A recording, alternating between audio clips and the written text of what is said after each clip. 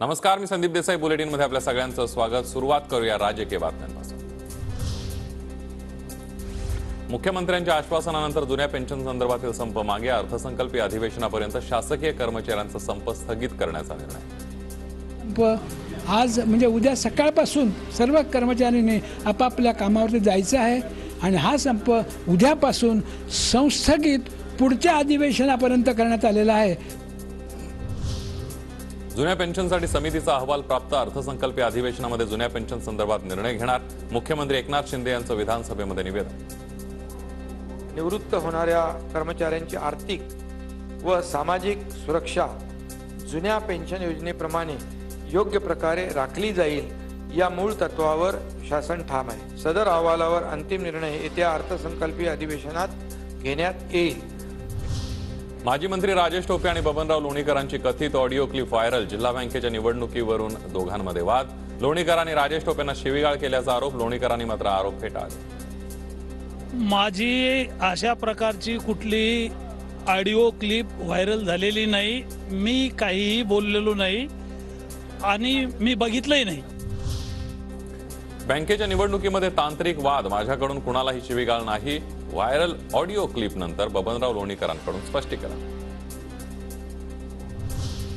भुजबळांच्या प्रत्येक शब्दात अंगार. मंत्री असून महाराष्ट्र अस्थिर का करता? जितेंद्र आव्हाडांचा छगन भुजबळांना सवाल. त्यांना महाराष्ट्रातल्या सामाजिक परिस्थितीची जाणीव आहे.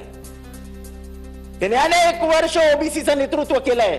त्यांना आजही आम्ही आमचे नेते मानतो, पण त्यांच्या शब्दातनं शब्दांचा अंगार बाहेर पडावा ही अपेक्षा नाहीये. भाषण नको, मंत्रिमंडळामध्ये मुद्दे मांडा. विधानसभेमध्ये जयंत पाटलांच्या निशाण्यावर भुजबळ. भुजबळ साहेबांनी त्यांना काय पाहिजे ते त्यांनी मंत्रिमंडळात मांडावं. अध्यक्ष महोदय, महाराष्ट्रात जाऊन आता इथं पुढे भाषण कुणीच करू नये अशी माझी विनंती आहे. छगन भुजबळांचं ऐकून मराठा समाजाचं नुकसान करू नका. जरांगे पाटलांची सरकारला विनंती. गुन्हे मागे घेण्याबाबत सरकारनं आमची फसवणूक केली. मनोज जरांगे पाटलांचा आरोप. मी त्याचं ऐकून कुऱ्हाडीची भाषा त्यो करतो. आमचे लोक अटक करा त्यो म्हणतो आणि सरकार ऐकतो आणि त्याप्रमाणे आमच्यावर कारवाई करतो. मराठा आरक्षणाला विरोध नाही, फक्त जरांगेंच्या झुंडशाहीला माझा विरोध. छगन भुजबळांकडून पुन्हा एकदा स्पष्ट. ते डिटेक्ट करत आहेत. जरांगे सरकारपेक्षा सुपर सरकार आहेत का? भुजबळांचा सवाल.